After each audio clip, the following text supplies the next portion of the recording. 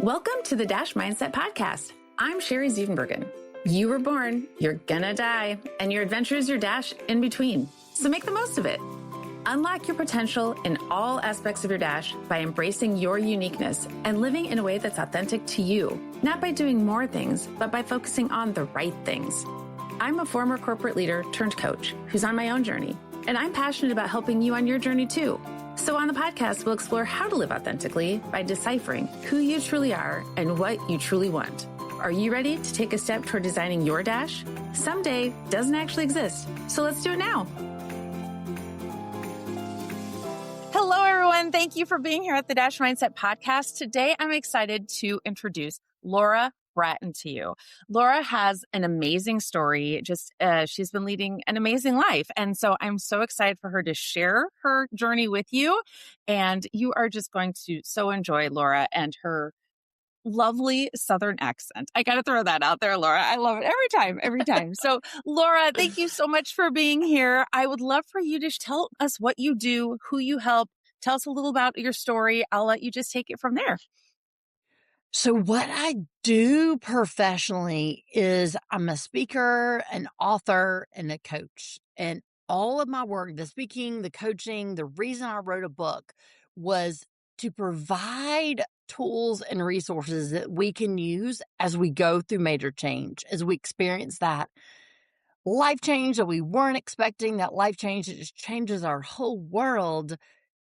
Somehow we have to develop resiliency. Somehow we have to develop the ability and the mindset to move forward. And the reason that I speak on that and coach on that and wrote a whole book on it was because of my life experience. So I was diagnosed with a very, very, very rare eye disease. Even now in my 40s, it doesn't have an exact diagnosis. So when I was a teenager in those high school years, I lost all of my sight. So by the time I graduated from high school, I have what I have now, just light perception, absolutely no usable vision or shadows, just a little light perception. So clearly that's a major change to go, you're sighted in the sighted world to you're not sighted, still in a sighted world. So I had to figure out, how do I navigate forward? How do I keep going? And for me, what I discovered was it was the power of grit and the power of gratitude balanced together that empowered me to move forward then. And still, I use those resources every single day.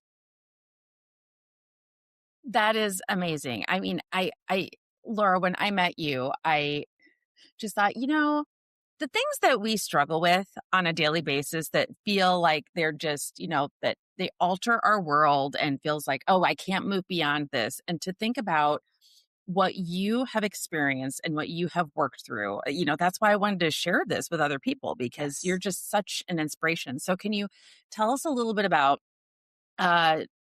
your experience and how it started? Because you were 9 at the time. Is that right? When you discovered that you had this eye disease, or did I come up with that on my own? So yes, that's when there was the diagnosis of, yes, there's a major problem going on with your retinas. You will lose your sight. But all the doctors could tell, obviously a 9-year-old tell me, but more so tell my parents, it's probably going to be in her 40s and her 60s. It's going to be way down the road. So no one was expecting or prepared for it's going to be in her teenage years. Nobody knew that was coming, or that wasn't the timeline. So people always ask me, oh, did you and your family prepare for this and go on all these trips and do the countdown? No, because there was no timeline. There was no prediction. There was no hint that it would happen this early. So the fact that it happened to me in a perfectly healthy teenager is incredibly rare, and no one expected it. And so what were some of the symptoms that you were experiencing that led your parents to taking you to the doctor at age 9? And the reason I'm getting so specific about this is, when we think about the things that we feel like, oh, maybe I shouldn't pay attention to that, things that we have a tendency to ignore in life. What led your parents to taking you to the doctor, and how did that day go? I know you, I'm Yes. asking partially one of the reasons why I'm asking is because I know you ended up going to Starbucks that day. So I just think that's a funny part of the story. So go ahead. Yes, that is so true, and that so frames the whole mindset conversation, Right. so I'm so glad you said that. So, yeah, my dad started noticing, hey, when he and I would go out to the golf course and play golf, I wasn't tracking the ball as well. If it wasn't a perfect clear day, I was nothing major, but he just noticed that's not what she was doing last week. And then my Hmm. mom she's now a retired teacher. Being a teacher, she was very keen on where I should be at what reading level. And so she noticed at night when we're reading books, I would just bring the book closer to my face than normal. So as they each on their own notice these slight changes, they just assumed we'll take her to the doctor and get a cute little pair of glasses of Hmm. contacts. No big deal. This is just kind of a normal kid thing. She's nearsighted, farsighted, whatever. They just assumed it would stop there.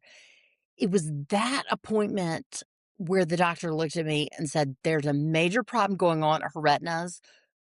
I have to refer her. And so that one appointment led to a summer of doctor's appointments. And what you're referring to, that ended up I worked with a pediatric retinal specialist at Emory in Atlanta, and that was where they could say, "Yes, absolutely," through all the blood work, the MRIs, the EKGs, everything that they looked at my brain and my eyes, there is definitely something going on with her rods, with her cones that will eventually lead to blindness. Again, they thought it was way down the road. So my parents, we left that appointment with this life-changing news of your daughter's going blind. No, we don't know when, but she is.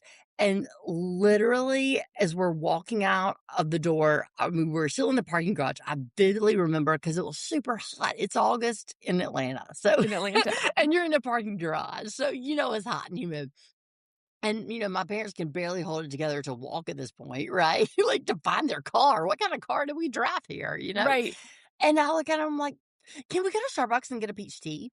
And they're just like, oh my God, I can barely breathe right now. My whole life just flashed and changed before us. And all you care about is being in Atlanta to get a peach tea where there's now a Starbucks. You know what I mean? But that was truly my mindset as a 9-year-old. I heard the news just like my parents did, but all I could process is I can see now. So what are you guys worried about? Right. I cognitively, that's where my 9-year-old mind, yes, it received that news, but not emotionally. Right. And Right. how could you even process it as a 9-year-old? Or Right. how could your parents even process it as Right. adults? I mean, Right. it's just interesting how different your reactions were given 9-year-old versus adults, Yes. and neither Adults, one of because you, no one could right. process it. Right, I was gonna say they're just numb, just, like, Right. in shock, and there I am, and then my brother who's 5 years older, of course, he was with us because 'cause I'm 9 and, he's, like, 13 or 14 or whatever, and he's, like, throwing the football around, my dad's like, "Oh my god, don't break Right. that window of the car." So you've got, 3 totally different dynamics. My parents in shock, my brother throwing a football around in a garage, getting ready to break a car window, and I'm Right. asking for a peach tea. What is happening? Okay, so Exactly. it started to happen earlier throughout your Yes. teenage years, and it Yes. happened in phases, right? Can you tell us a little bit Yes. about that? So what I mean by phases is one day I could read large print, and then the next day I could not read large print. One day, and I mean this very literal, I still remember this. One day I could go to my locker and do the combination where you've got to match up the numbers with the little white arrow or whatever. I could see that perfectly fine, and the next week I couldn't. And then it would stay the same for about a year, and then a year later, I could see the curb on the sidewalk, or I could see the stairwell in the school, but I couldn't tell you was it 6 inches or 6 feet. So that's what I mean by in stages. And I would adapt, and we would all think, okay, this is where it's going to be for 20 years. Mhm. This is where it's going to be for 35 years. You know, we never thought, okay, in 2 years, it's going to be worse, or 18 months. There was never that prediction or that timeline. So it's a constant grief process because you're grieving what you lost, you're adjusting to it, and then boom, 18 months later, you're grieving again what you just lost. Right. And I mean, just to think about that stage in life, how challenging that stage of life is anyway, Right. and all the changes you're going through anyway. And then all of a sudden you can't see your locker combination. Yes. So how were you feeling throughout that? And how did you work through it? How I was feeling was deep, deep anxiety that manifested in constant panic attacks. Like the feeling where you just can't get your breath. A lot of people describe it as like the elephant on your chest. The extreme panic attacks. At the same time, it was extreme depression. Am I worthy? What's my purpose? This is too much. I don't want to do that. I don't want to have to adapt. I don't want to move on. I just want to be a normal teenage girl. So it was extreme anxiety at the same time as extreme depression. And all that was obviously fueled by the intense grief. The grief of, I'm grieving two things. I'm grieving what I'm losing. Yes, I'm grieving my vision, but also equally as difficult, I'm grieving the normal teenage experience. I'm grieving that. And this sounds trivial, but when you're a teenager, it's the end of the world. I'm Yeah. grieving that all my friends can stay up and pull an all nighter and study for that exam and get a really good grade in that AP class and be totally fine. I have to start studying 3 weeks before the exam Right. just because of the time it takes me to read, not the processing part, just the physical part of reading the amount of material. So it was all, and again, like projects in school and things that they can do fun and get together and have, spend the night parties and again, pull all nighters and drink Coke all night and eat Oreos. And I have to have a teacher teaching me Braille and then adapting the print into Braille. So it was all those, that's what I mean by the normal markers, all those normal teenage experience that now adults don't seem like a big deal Mhm. is a huge deal as a teenager. Well, and So I I think was grieving that normalcy. yeah, and I don't think that's trivial at all. And I mean, it's interesting is even especially as adults, we have a tendency to look back and think, oh, well, that's Right. not a big deal because it's not to Right. us anymore Right. because we've Right. survived it, we've lived through it. Survived But it.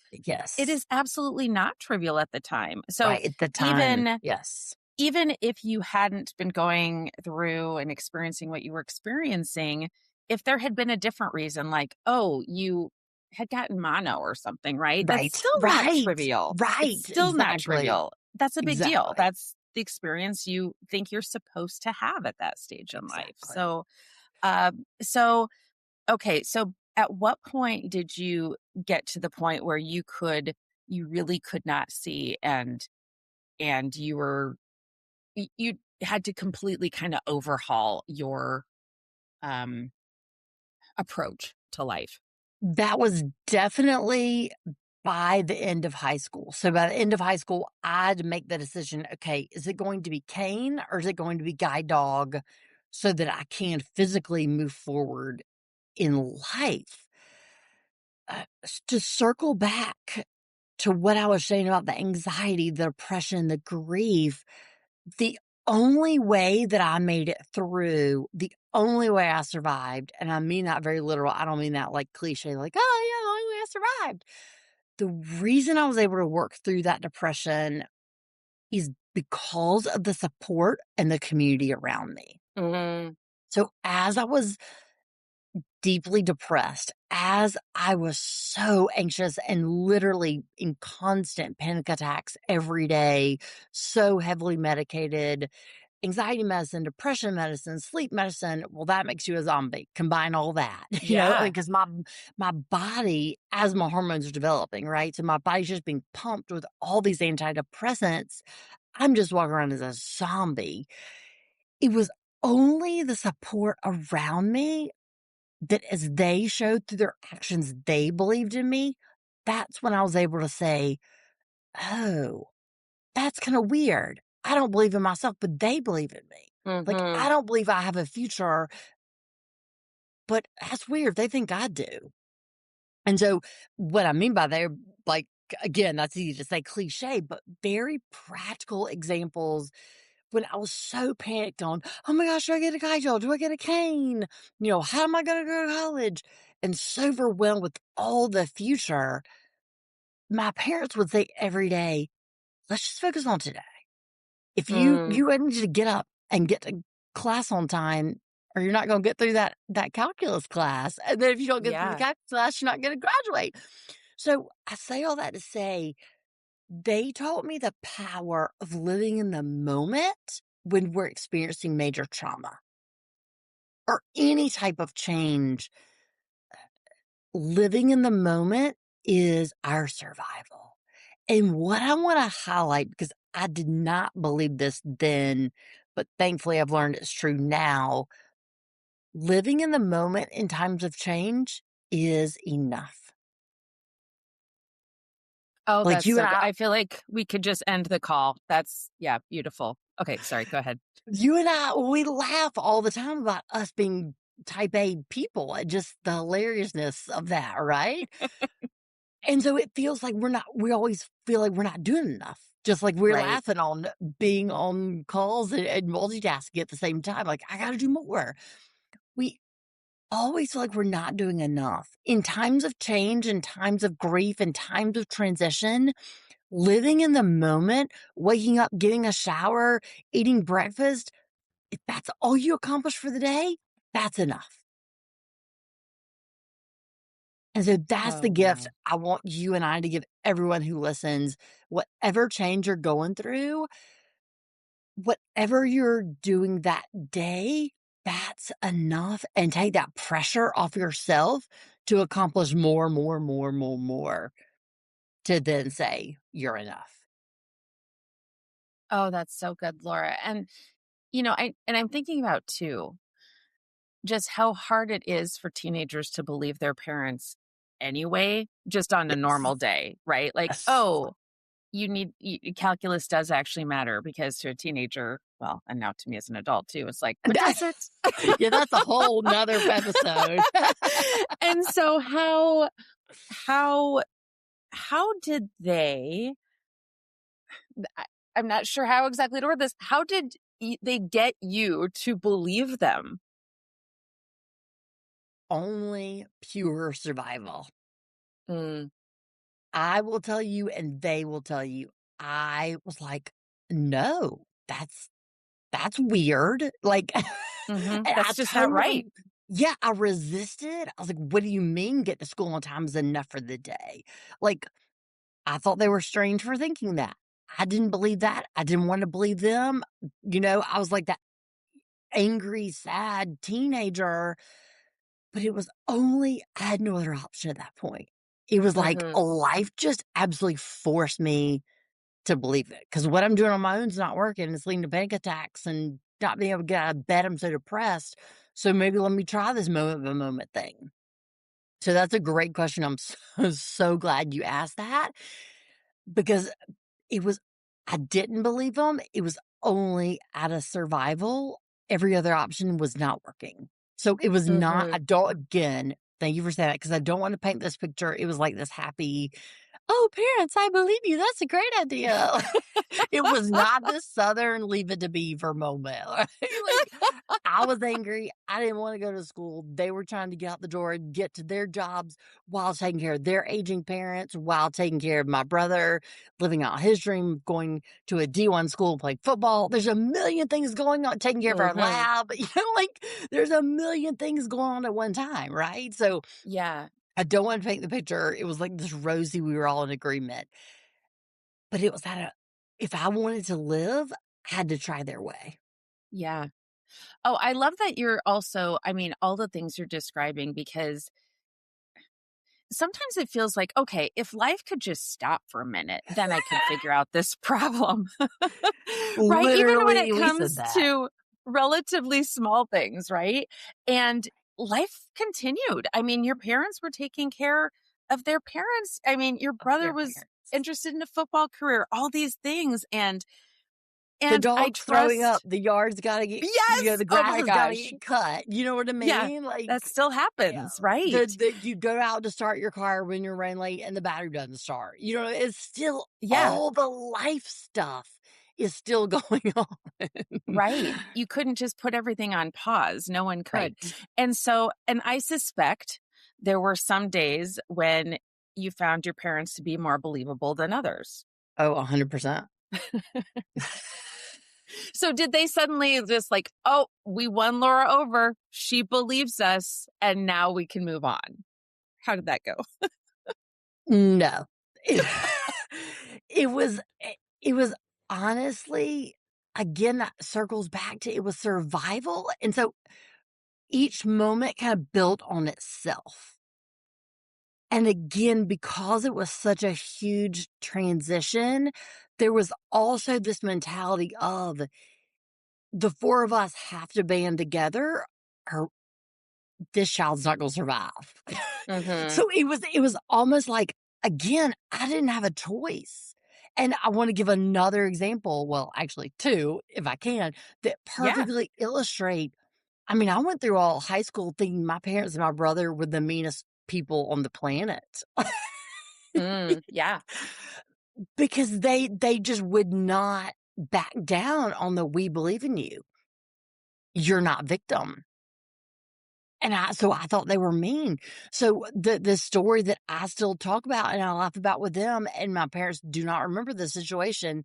One night my mom said, "Okay, Laura, I need you to unload the dishwasher." So in my brilliant teenage mind, I said, "Oh, I've got this blindness figured out. I know what I'm gonna do. Anything I don't wanna do in life, I'm just gonna say I'm blind, I can't do it." So I said, like she had no clue, "Oh, mom, I'm going blind. There's no way I can unload the dishwasher." And remember, I said she was a teacher. That's a huge part of the story. She looked at me in the doorway of the kitchen and said, "Laura Bratton, in the South, that means you're in trouble." For those of you in the other part of the world, Laura Bratton, unload the dishwasher. And she turned to walk down the hall. Meanwhile, my dad's in the den hearing this whole conversation and doesn't jump up and come to the rescue. He keeps doing his business or whatever he's doing on the computer and doesn't like save me and be like, "Oh, honey, I'll get your brother to unload the dishwasher." So, of course, I put the knives and forks and spoons as loud as I could, and the dishwashers were very mad, banging As them you in would, yeah, there, you as know? teenagers do. Of course. And I'm so mad, like, "Oh my gosh, you're so mean." In hindsight, there's no greater gift my parents could have given me because what they taught me is we believe in you. You have meaning and purpose. Yes, it's going to take you longer to unload the dishwasher. Yes, you might mix up a spoon with a fork. That's not the point. The point is, with accommodations, you can keep going in life. With accommodations, you have meaning and purpose in this world. So they were teaching me, no, you figure it out and you figure out the accommodations you need to keep moving forward. If they had said, "Oh, you're right, let me go get your brother," I would have said, "Oh, my idea worked. Whatever I don't want to do in life, Hmm. I'm just going to blame it on the blindness and I can be victim the rest of my life." That situation was a game changer, and the gift is they honestly, to their core, do not remember that situation, and it literally I still was in my 40s remember it and wrote that story in my book. Like, it Oh my was gosh. that powerful for me, and yet they don't even remember it happened. Neither one of them. Right. They're like, "What are you talking about?" So, I share that to say as we go through change, as we go through grief, as we go through transition, yes, it's hard. Yes, it's traumatizing. And It cannot be our victim card. It cannot be the card that we use to say, oh, my gifts in this world don't matter anymore. Hmm. And it's so interesting too, Laura. I mean, it makes complete sense, really, given how our brains work. But the fact that your parents and brother were telling you they believed in you to the core, that they were certain you had a purpose and you had meaning and something to offer the world. Those are the people who you thought were the meanest people on the planet, right? Because they weren't Literally. allowing you to cling Yes. to your victimhood. Because Right. sometimes that just sounds so comfortable. Like, oh, but please just Yes. let me be a victim. That's what we Right. think we want people to do sometimes. Right. Just But what do you yeah, think? and I Go remember ahead. screaming to them, just like, "Let me feel sorry. Don't you feel sorry for me?" I was truly Yeah. mad at them because they didn't feel sorry for me. You know what I mean? Like, Yeah. like you said, that would make life easier for me, but they knew in the long run that wasn't going to be easier for me. I would not be the person I am today if they had been like, "Oh, honey, just don't let the dishwasher. I'll get your brother to do it, or I'll do it." And that they laugh and like, "Well, actually, that would have been easier for us in the present, in the real Right. time." Yeah. So what do you think that I mean, how I can't even imagine how hard this is for you to put into words. I mean, how would you even know? But if they were to have done that, what do you think your life would be like now? Do you think that I mean, how do you think it Oh, would be different? I think about this, uh, I was getting ready to say every day, but that's an exaggeration, but extremely, let's definitely say once a week, if not Yeah. more. I would be at home living with family members, not believing in myself, doing absolutely no job in the world, no profession, doing absolutely nothing, just taking up space. I mean, true, and I mean that Mm, very, very literal. The intense depression and anxiety, it was so deep, I was just ready to shut down. mhm. So I 100% can say without a doubt, I am who I am, and I am using my gifts because of the support and the community believing in me. That's so amazing. And I love that your parents said too, well, yeah, it was hard for us in the moment too. Right, right. They were like, It's "Yeah, it not would have been like so much easier for me to unload the dishwasher in yeah, 30 seconds while you're talking on the phone," like, while you're doing 4 other things, right? Like, it would have been right. much easier on us. Like, and they say, "Yes, we want to cry with you. Yes, we want to pity you. Yes, we want to feel sorry for you and baby you and coddle you and hold your hand and all, walk your hand hold your hand through life." But they knew that would not benefit me in the future. Mhm. Mhm. Oh, wow. I just love your story. And what strong people. And the fact that your brother was there too, being just as mean as your Yeah, so parents, and he was there throughout that. I have to tell his mean story because I think this puts our humanity in perspective, and it absolutely ties back to what you say if we miss some of the small things in life, but they're so life-changing. So, being 5 years older, his friends are 5 years older, right? They're boys, they're rough, they're tough, they're literally in the backyard, playing football, they're in the driveway playing basketball. I'm right there with him, and he would say to all his friends, "Don't go easy on her. Like, don't give her a free shot. Like, don't feel sorry for her. Don't help her out. Like, if she wants to play the game with us, she's gonna play at our level." I'm losing my sight. Yeah. I'm like, "Oh my god, y'all just give me a free shot," you know? I thought they were so mean because they weren't giving me a break. Again, what that normalcy was teaching me was, "We believe in you, you believe in yourself." Because once again, if they had all stood on one side of the driveway and said, "Okay, yay, Laura, you're such a good basketball player. Okay, stand right here and shoot this way, and Mhm. you'll absolutely get a 3-pointer." I would have been like, "Okay, everybody's gonna go out of their way to help me and make me succeed and clap for me, and it's all gonna be all hunky dory." And again, that would have taught me victim. Mhm. That would have taught me pity. But what their actions of normalcy taught me was, we believe in you, figure out how to believe in yourself. So that's what I want to say to all of us going through change. Notice the how people around you are continuing to treat you normal. Not normal like they're ignoring your needs, but just normal like they love you for being that annoying little sister. Yeah. Because that's who I was. I still made fun of them and picked on them and drove them crazy, you know?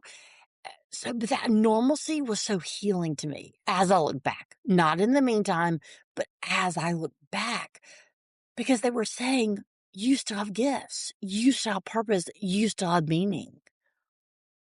So that's what I mean by I thought my brother was so mean to me, yet I Mhm. realized he was teaching me resiliency. He was teaching me to believe in myself, even when life is really, really hard. You were still Laura, his annoying little sister, not Right. Laura, my annoying little Right. sister, who's also losing her sight. Right. Not, "Oh, Laura, my cute little sister," Right. right? It was like, "Oh my god, it's still her." It's still her. Yeah. And she's still annoying. She Right, still won't right, stop right. talking, which is why I'm a speaker. Okay, so tell us about Laura, tell us about what you do now, how you help people and how you share your story. What's the story that you share and how do you inspire people? I mean, clearly you're an inspiration. You have been this entire call, but you have all these gifts. What are tell us more about how you share those. So, as I went through college and grad school and started my profession, I realized, "Oh, yeah, wait, maybe this is not a typical experience to become blind and still move forward and still accomplish all these goals." What were the threads? What helped me survive? What got me through? Why am I still here doing what I'm doing? And that's when I realized it was grit and gratitude, and not just one or the other, but the two in balance, in tandem, constantly. So that's what I speak on and empower other people to do is not talk about the blindness, but talk about, okay, how do you apply grit in your life? How do you develop the courage that you need in a situation your business is going through, in a change, a difficulty that you're experiencing with your leadership team or in your management or with your employees? And then at the same time, and what I've worked with so many CEOs on, how do you empower people through gratitude? How do you learn to appreciate the gifts that the leaders, the employees bring to your company? So, through this experience, I've reflected on what got me through. It was those two resources. Let me go use those two resources to empower people. And I'll give you a perfect lived example. I just had a speaking engagement last week and I received an email thanking me the next day, or like 2 days later. And in her email, she never mentioned blindness. She never mentioned my trauma. She never mentioned me. All she said was, "Thank you so much for coming and empowering us and teaching us how, in our profession, as doctors, as physicians, we can apply grit and we can apply gratitude." Oh, wow. And that was her whole email. And then, obviously, thank you, bitches, blah, blah. Right. But she never mentioned me. It was all about the resources I could give to them. And I just sat there and cried. And I was like, that's the point of my work. Mhm. It's not about me. It's not about the blindness. It's about what I've learned to survive the blindness and then let me go and empower other people. And, you mentioned earlier when you're talking about the belief your parents and your brother had in you, and that it sounds cliche. And I think when you know, a lot of us, I mean, we hear these words, grit and gratitude. And it's like, oh, you should have a gratitude journal and you Right. should just be grateful for what you have and blah, blah, blah. And when you're going through those moments, those hard moments, and we all have they're all different Yes. moments, Yes. but they're a big deal. Um, sometimes hearing that stuff is like, you just want to slap somebody and say, like, Right. you don't get it. Like like, you don't get it. I'm blind. I can't do the dishwasher, Right. right? If, Right. Right. I mean, how, how do you help people see that? Okay, yeah, it sounds cliche, but truly, it is about grit and gratitude. How do you help them see that? Validate their reality. I cannot say enough. It's validating exactly where we are. So someone just lost, I'm just totally making this up hypothetically. Someone just lost a spouse unexpected, didn't see it coming. It wasn't like a long term illness, just lost a spouse suddenly. I'm not going to say, hey, be grateful, have grit, Right. get over it. What I am going to say is feel your pain, sit with the tears, sit with the anger, sit with the shock, validate your emotions. Your emotions are real. And once you sit with that and let the emotions be raw and you sit there for a while, then the grit is choosing to move forward. The gratitude is choosing to have the mindset that focuses on what you have that helps you move through the grief process.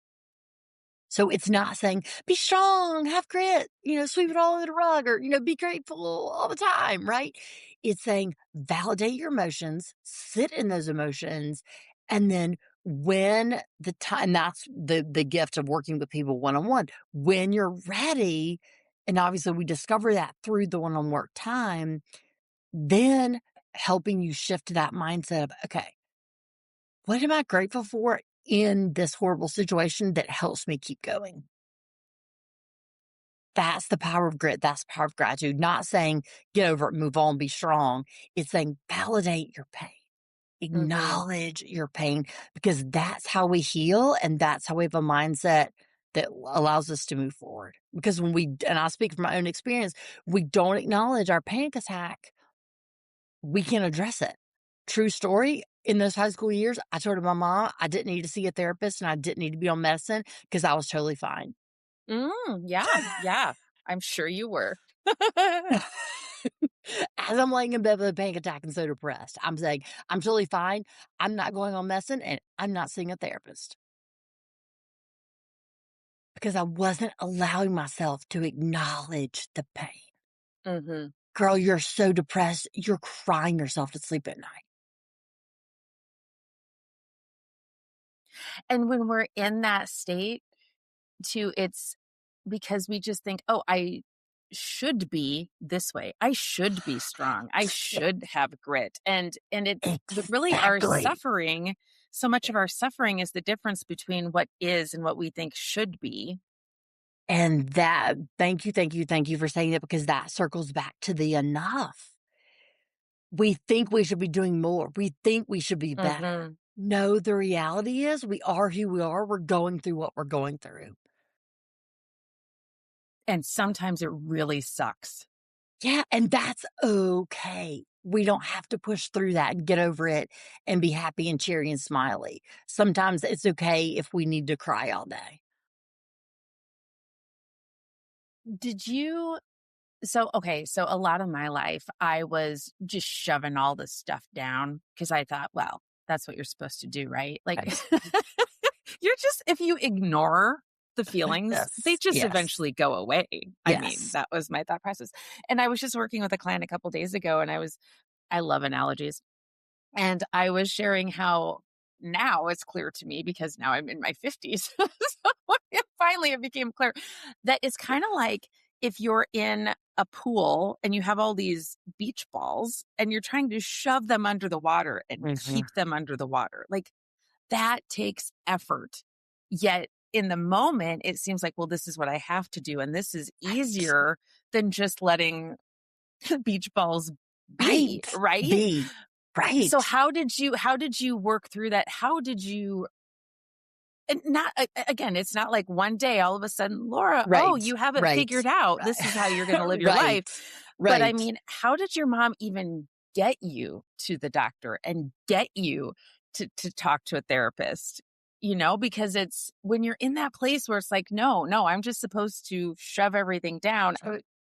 I'm fine. And you really believe in that moment that you are fine, right? Right. It's not I like was gonna you're that's the point. I'm so glad you said that. You really do believe you're fine, right? It's like, "No, I can just hide all this panic attack and depression." Well, how's that yeah, working for you?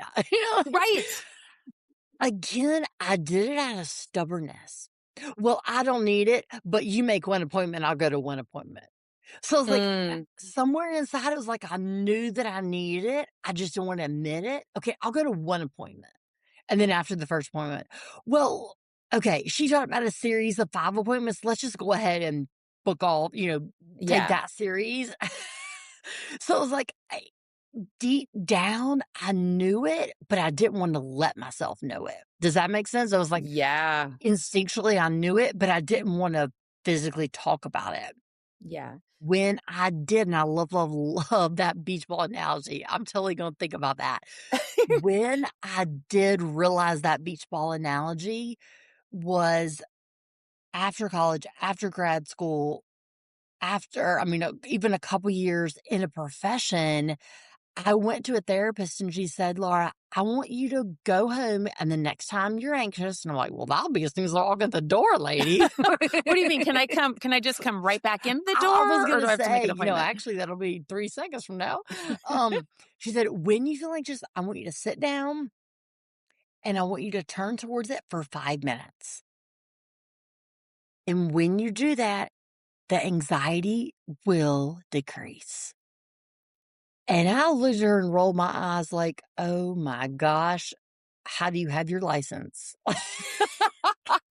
Your I need to license call needs somebody. Yeah, I need to call somebody in, and your license needs to be taken away from you this moment. I don't want another human to sit on your couch or like, because, like, that's the craziest thing I've ever heard. The anxiety's gonna get bigger, lady. I know what I'm talking about. I went home. Of course, the anxiety happened. I sat down, I turned towards it, and I didn't have a panic attack. The anxiety didn't go away, but it didn't explode into a panic attack. It exploded Mhm. into I could control it through breathing. And I'm like, "Oh my gosh, she's right. Oh my gosh." Right. So what if when I feel sad, when I feel angry, when I feel all these emotions, I just turn towards them rather than your analogy of a beach ball, push them down, push them down, push down, which really doesn't work, right? Because it pops back up. Mhm. You focus on the sadness and there comes the anger, right? Like, because you push one down, the other pops up. And that's how I realized maybe I don't need to stuff it down, swallow it. Maybe there's deep, intense healing on when the emotion comes up, turn towards it and let the tears come, let the anxiety come, let the anger come. And that's when the grit comes in. Then choose to still keep going, not to just sit there the rest of the day in that anger, Right. but It's to so say, I'm feeling anger. And so, what resources am I going to use? it's so interesting how in our attempt to avoid it, we're actually feeling more of it. Extreme. I mean, yes, I look back now and obviously, it's not like I could change it. Yes, I'd change if I could, but as a teenager, it was what it was at the time. But yes, the energy I put saying, "No, mom, I'm not having a panic attack. No, yeah, yes, friends, I'm totally fine." If I could just say, "Mom, I'm in panic, friends, I need your help." Oh my gosh, the healing would have come in high school. The emotional healing would have Yeah. come in high school. Truly, yeah, you are so right. We make the suffering worse. And what's interesting too, Laura, is that you wanted people's help, but at the same time, you said you didn't need any help. Exactly. And we're so Exactly. confusing. Just humans, we're so confusing. Yes. Yes. Because we think help is weakness. Just like you said a Yeah. minute ago, I'm not supposed to be sad. I'm supposed to be okay. I'm not supposed to need help. It was almost as if you wanted people's help, but you wanted them to tell Right. you, "Hey, Exactly. you are clearly Exactly. weak and it's okay because you're And losing your sight." But for you to admit yes. that you were weak, that's Right. a different story. 100 you just said it perfectly. Yeah. Yes. I will listen to that 10 times over. Yes, that Okay, is so let's see. What did I true. say? Yeah. But Yeah, it's just, oh, wow. So So, true. and I suspect, Laura, that, I mean, well, clearly this was not easy for your parents. So how did they navigate this with you? Because they too were sadness and they had all of this, it shouldn't be this way. So how did they navigate that with you in a way that allowed you to just not sit in the pit of despair? So I'm going to start by telling one, like, what I think is hilarious to me story, and that'll perfectly illustrate what we did not do and then what they did. And again, because I don't want to paint this rosy picture, oh my gosh, it was all perfect. It's a cute little family. So I actually had a therapist one time ask me, "Oh, so tell me about the moment that you all sat down together and grieved this together. And how did you support them in their grief?" What? And I was like, I called my best friend and I was like, "Oh my God, like you have to laugh with me slash cry with me slash cuss with me." Are you serious? Like, number one, I'm a teenager, so I don't have the strength to support my parents as they grieve.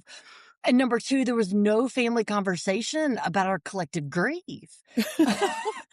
Here's what did happen again, and I share that to say it's real time life. So I want to take the pressure off anyone grieving or going through change, listening to this. It's not this perfect family conversation of, "Oh, honey, we're all grieving. Let's hold hands and sing kumbaya," right? It's grieving time, It's, family. yeah, exactly. We're gonna have 15 minutes of grieving time on Friday night and eat pizza together, right? Here's what it really looked like. It looked like, as we always talked about, I'm saying, "No, I'm fine." It looked like my mom getting her own therapist and going to see her therapist just for her personally. How do I grieve? How do I grieve myself while also having a child grieving? It looked all like my parents deeply, deeply, deeply leaning on their faith and our faith leaders in our church, them both depending on them and leaning on them. It looked like them just in their own way acknowledging this is so hard. I don't know why this is happening, but we have to figure out the now. So it looked like each of us having our own avenues of therapist and spirituality to navigate through. So again, I only start by sharing that hilarious situation because I don't want people to walk away from this thing. "Oh, they grieved as a cute little family."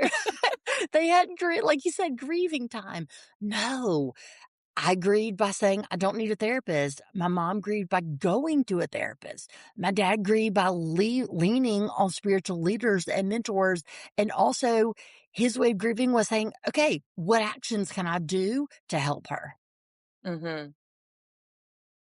And my brother grieved by being a mean older brother. Yeah, But which is truly, great. that was his empowerment. I say that jokingly, but truly, that was his empowerment. Him empowering me was him grieving in a healthy way.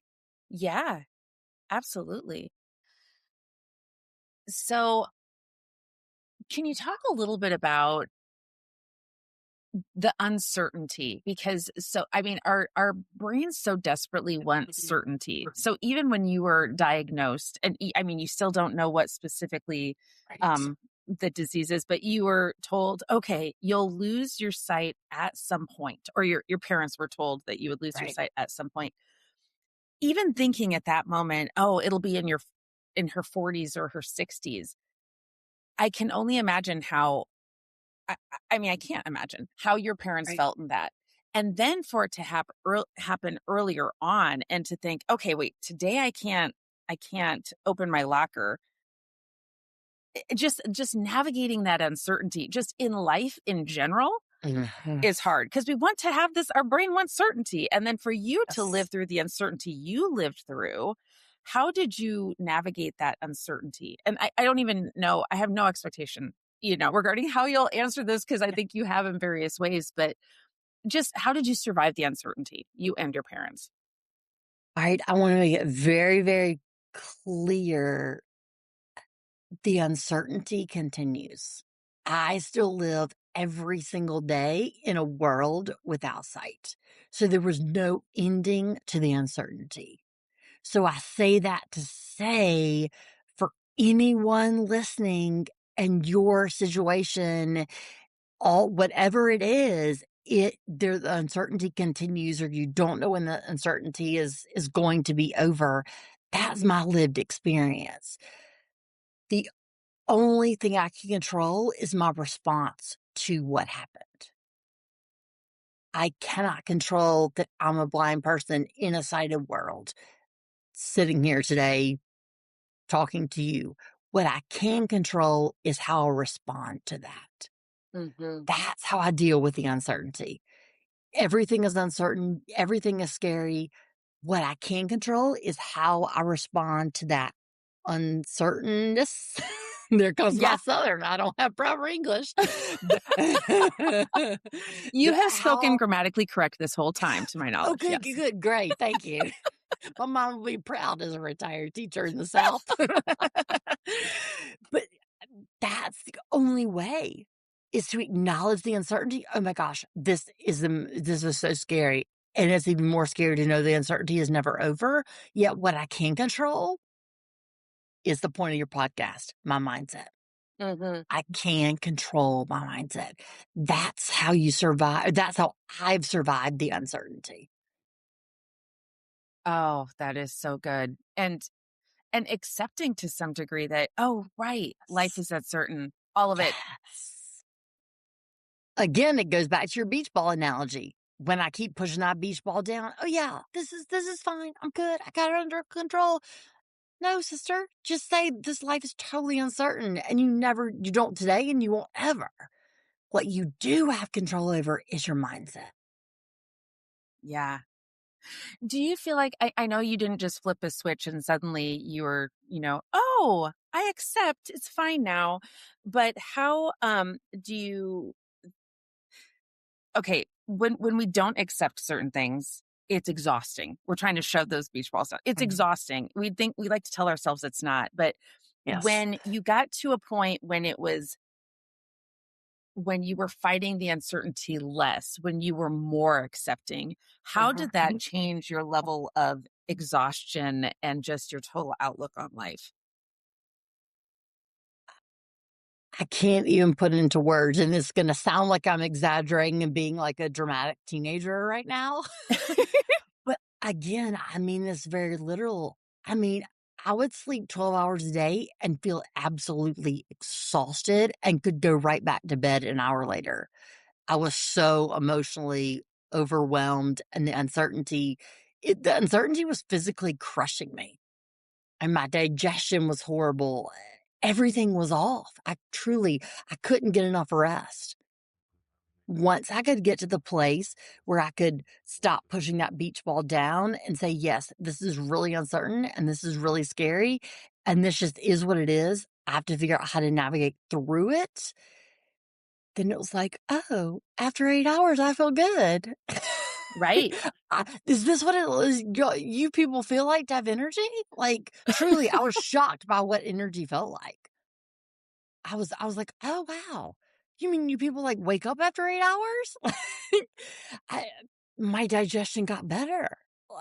I just my overall just energy. I mean, I had so much more physical stamina because I wasn't that mental exhaustion. And true story, I talked to someone that I was working with on Tuesday, just a few days ago, and she said, "Laura, I was absolutely exhausted because I heard the emotional grief process, the loss that she's going through right now." And she said, everyone around me, they should have been exhausted because, they had been doing physical activity for hours. I was more exhausted than they were. What's wrong with Mm. me? And I said, absolutely nothing. You're normal. And I'm sure she was ready to fire me at that point. She's, what do you mean I'm normal? I just said I was more tired than they were. And I said, it was the mental exhaustion. And once I named it for her, her next comment was, oh my gosh, you're right. I did think about that, but I thought I thought I should not be feeling Mm, that way. That was literally her comment. And I didn't make that conversation up on AI for this conversation. Like, that was a real conversation. She was like, "Oh, yeah, I did think that, but I thought I should not feel that way." it's so fascinating, isn't it? How we come up with these shoulds and no one actually tells us. I mean, there are Right, times that people tell us what right. we should and shouldn't think or do or whatever. But for the most part, we come up with them ourselves. Yes, Like yes, there's this authority yes. somewhere that determines Authority. what should and shouldn't be. Like, oh, Right, I shouldn't feel tired because of my mental What? What? right, right. And when we stop and just kind of name it, it so often sounds we realize how ridiculous it is. It just takes Yes, like sharing that with somebody and yes, and just getting out of our own head. yes, Okay, so yes. Laura, I cannot tell you what an inspiration you are. This is just fabulous. So I'd love to know, I'd love for everyone to know who who can work with you. How do people contact you? How do people find you to learn more about you and to be even more inspired? So the best place is my website. laurabratton.com has all the resources on the speaking, the coaching, purchasing the book, connecting on email, on LinkedIn. Please go there to connect. I would love, love, love to hear just how you've used gratitude and how you use grit to navigate through, because life is really, really hard for all of us, regardless of sight, no sight. We all go through major change at different times in different ways. I love that. We did not even talk about your book. Please share at least a little bit about your book. So it's called Harnessing Courage, and the subtitle is Overcoming Adversity with Grit and with Gratitude. And the point of the book is to offer and present and honestly give people permission to use the resource of grit and use the resources of gratitude to navigate through their change. It is not, I want to make it very clear, it is not a 1, 2, 3 in 6 weeks, in 21 days, you'll be happy forever. And your uncertainty will be over. It is not a self-help timeline. It is a resource guide. And it has been incredibly empowering to get feedback to say, as I was dealing with the suicide of my child, as I was dealing of, my spouse that died of cancer, as I was dealing with, my child addiction. I mean, I've had so every different situation, people have said to me, I've been able to apply these resources and they helped. So again, it circles back to the email I got last week. It's not about my experience in the blindness. It's about what I've learned to navigate through that can empower all of us as we go through our change. I love that you refer to grit and gratitude as resources. They're not just these soft words that Yes. just kind of that swirl through our mind. It's something we can use, and it's not no matter what the challenges in life, nothing is one and done. It's not, oh, I love how you Right. said 21 days to a grief free happy life. Like, no, I mean, happiness and feeling aliveness, all these things in life require contrast. And we don't live in a Ongoing. Yeah. constant state Right. of just bliss, no matter what we've Right. experienced or what we continue Right. to experience. So it's not 21 days, it's more like 33, right? A Laura, life? I'm totally kidding. Yeah, it's not 21, it's 48. 48, because 21, that's ridiculous. Let's That's double ridiculous, that. but 48 days totally gets you there. A life free of uncertainty. A life of certainty. Oh my Yeah. goodness.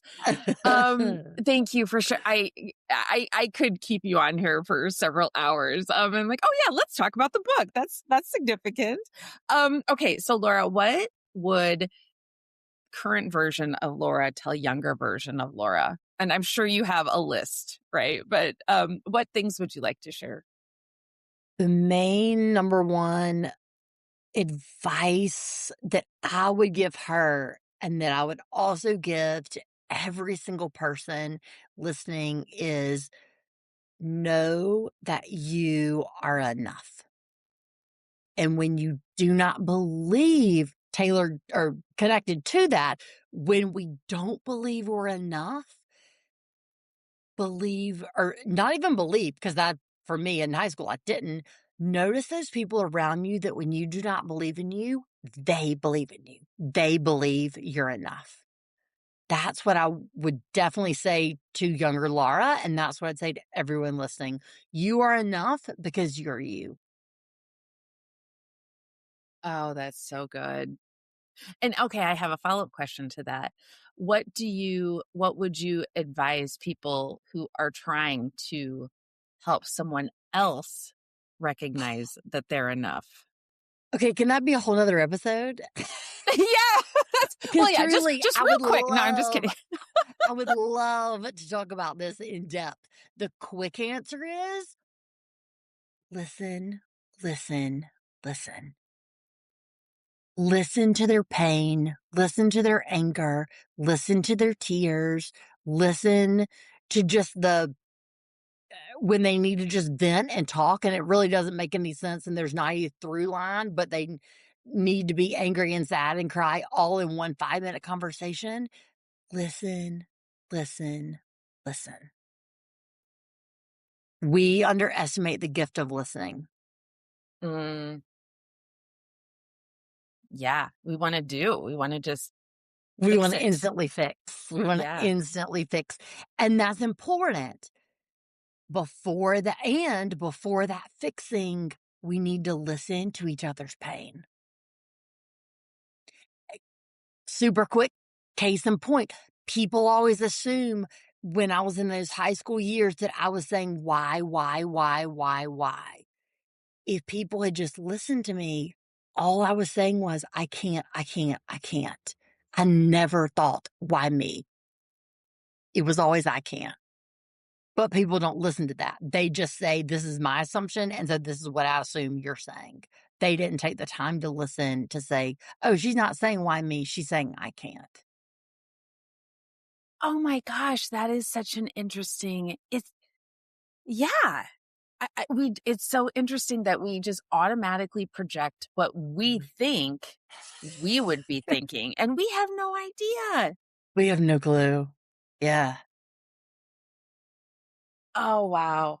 Laura, this has been fantastic. And I do think, yes, we absolutely need to do another episode on how to help someone in the Yes. situation of Yes, not please. believing. Because it's taught me so much about how to interact with others. And I mean, I've learned so that's much. a part of what you do Right. now, Right. right? I And was you going to learn say so that's, much. people give me credit and like, oh, wow, you're so good at what you do. And I'm like, oh, it's only because I'm doing what I wanted to be done. Right. Yeah. Yeah, exactly. Wow, you are just such an inspiration, Laura, and I'm so glad we met. And I just am so amazed by you and your story. And I so appreciate all of the wisdom you shared. And um, now clearly it's not that you are glad that things went the way they did, but you appreciate the Yes. result. I'm deeply grateful for the support Mm-hmm. and the community that allowed me to start to believe in myself when I did not believe in myself. Mm-hmm. Mm-hmm. Love it. Laura, thank you so much. And let's see, I asked you yep, I think I asked all the things. Okay. Well, we will definitely have another episode if you're up for it. And Yes, thank please. you so And much. Thank you, everyone, for being here. Oh, sorry. I didn't mean to cut you off. Go ahead, Laura. no, I was going to say thank you for this platform because our mindset, we underestimate the power. So thank you for creating this platform. It's so needed. So please keep going. Thank you for being here, Laura. Fantastic. Okay. Thank you so much, Laura. Thank you, everyone, for being here. I know that you have been inspired by Laura, and I would love for you to share Laura's story and the inspiration that she just oozes with others. So thank you so much. Bye bye.